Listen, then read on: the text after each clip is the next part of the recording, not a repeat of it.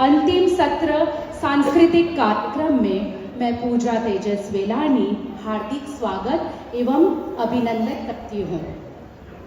यह कार्यक्रम केवल एक सांस्कृतिक आयोजन नहीं है, बल्कि यह एक ऐसा दीप है जो हमारे हृदयों को कला के माध्यम से वैदिक सिद्धांतों के प्रकाश से आलोकित करता है। आज की इस संध्या में हम आपको लेकर चलने का प्रयास करेंगे सत्य, धर्म और संस्कृति के अद्भुत संगम की ओर।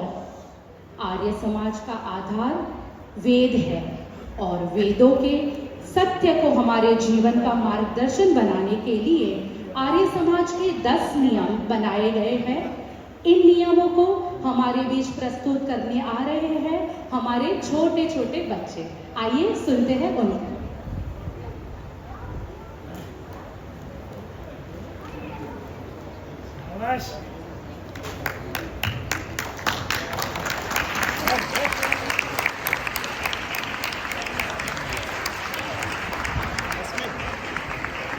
तालियां थोड़ी कम लग रही है इस बच्चों की उम्र के सामने। जोरदार।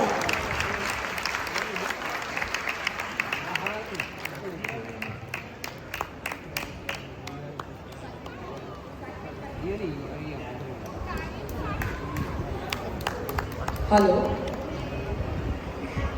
आर्य समाज के लिए पहला नियम सब सत्य विद्या जो पदाधिकार से जाने जाते हैं उन सबका आदिमूल परमेश्वर है। नियम दूसरा, ईश्वर सच्चिदानंद स्वरूप निराकार सर्वशक्तिमान न्यायकारी दयालु निर्विकार अनादि अनुपम सर्वेदार सर्वेश्वर सर्वव्यापक सर्वांतर्यामी अचल अमर अपर नित्य पवित्र और सृष्टि करता है, उसी की उपासना करनी योग्य है।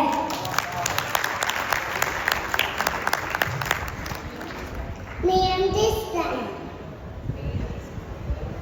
वेद सब सत्य विद्याओं का पुस्तक है। वेद का पढ़ना पढ़ाना और सुनना सुनाना सभी आर्यों का परम धर्म है।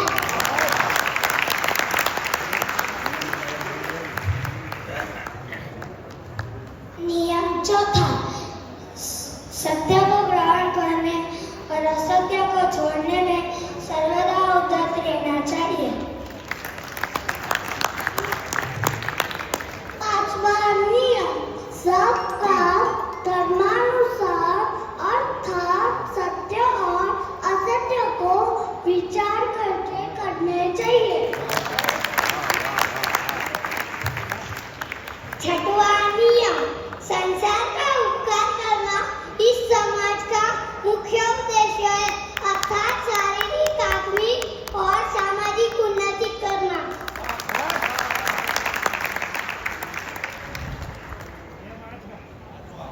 अविद्या का नियम सातवां, आठवां प्रीतिपूर्वक धर्मानुसार वर्तना चाहिए।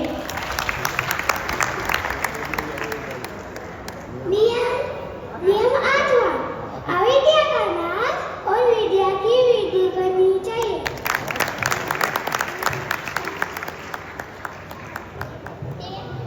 नियम नौवां, प्रत्येक अपनी उन्नति में संतुष्ट न रहना चाहिए, किंतु सबकी उन्नति में अपनी उन्नति में समझनी चाहिए। नियम 10वां, सब मनुष्यों को सामाजिक सर्वकार नियम पालन में स्वतंत्र रहना चाहिए और प्रत्येक हित का नियम में सब स्वतंत्र रहे। धन्यवाद।